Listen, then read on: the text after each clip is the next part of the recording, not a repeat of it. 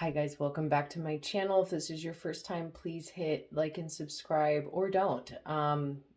These videos are getting harder and harder for me to record, so I'm just gonna go. I today was reading all of the information coming out in our government about manipulation and lies and leaked emails and many other things going on. And so I was inspired to make a video. As you can tell, I'm trying to remain as calm as possible. And because we're highly surveilled and censored, I'm trying to not say certain words. And I'm also going to just merge in a greater concept and not talk about politics. So, anyway, those things coming out, those emails and those lies and what have you, really triggered this thought process that I've been having about accepting a little bit of bad behavior from someone in order to like avoid the fight. But you know that it's really a manipulation, and that at the end of the day, it's just putting a band aid over something when you deny it. And then you're waiting for that next episode, that next roller coaster episode in that relationship of when you're going to call out a behavior and then have it be more or less gaslit in your face. So I'll just use the example of our government and that, they've continuously tried to make us, the society, feel like the problem and that we're not doing enough or participating enough or wearing enough or taking enough or whatever it is. We're using up too much of the resources. We're too white. We're too this or that. And then taking on that responsibility and that abuse, that emotional abuse, more or less, regardless of race, culture, creed, religion, etc., and internalizing it, right? So now it's so disgusting that you have proof coming out that we were inflicted upon, that this illness was inflicted, and you will still have people protecting, right? Like Stockholm syndrome, those people that they think are supposed to keep them safe. And they'll accept a little bit of behavior about some leaked emails or some trips to an island where little girls were touched to avoid the whole truth and to avoid the work. And that is such a theme in people. When I was really endowed in my behavior, my lifestyle, which included substance, partying, and don't, like, it's really no more than any average than any average addict had.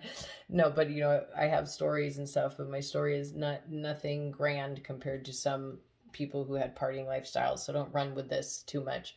But you know, my biggest issue has always been intimacy and love, and the partying came in order to cope with the intimacy, love behaviors I was accepting from toxic people, right? So I would be in these really unhealthy relationships where partying was like what we had in common.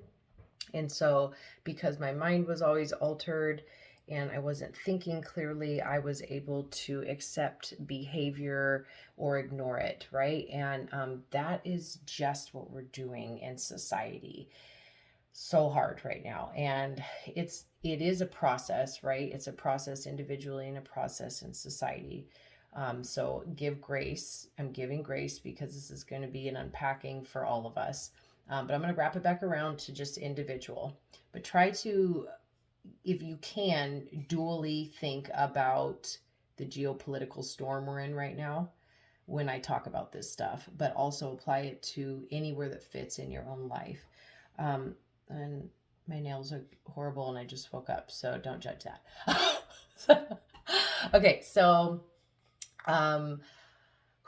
here's another little example for me. I don't drink and I don't do much of anything but like work out, take care of my daughter, etc.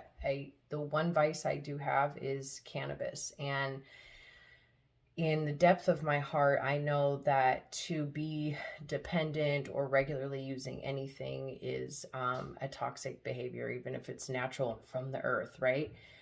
So I'm coming to this intersection. I've been in an intersection where I'm deciding whether complete sobriety is for me or if it's okay to use cannabis.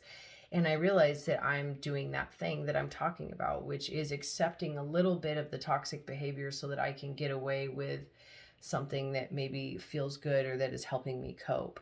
And so I just wanted to make it an awareness video.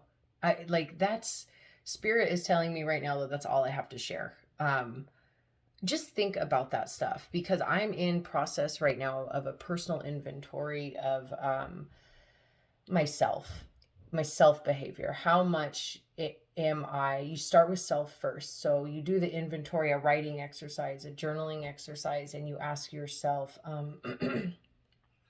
how much am I allowing myself to manipulate me and out of a behavior, or to stay into a relationship because I'm too scared to leave, or I'm too scared to get sober, or I'm too scared to lose weight, or I'm too scared to cut this person off that like is an energy vampire.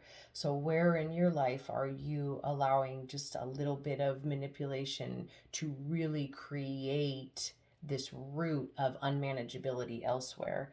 Because when we ignore the big problem and we just put band-aids on all the little problems it creates around it, then we're not plucking from the root. Okay. Do an exercise if you want. Share with me, DM me, email me thoughts and ideas. I do this channel so that I can learn as well. I really started this channel because the pandemic stopped allowing support groups to meet in person, and this is really a community channel. It's not just me trying to teach. So I encourage any suggestions and comments about emotional sobriety exercises and health. And yeah, like and share, hit subscribe if you want, and I'll see you guys next time.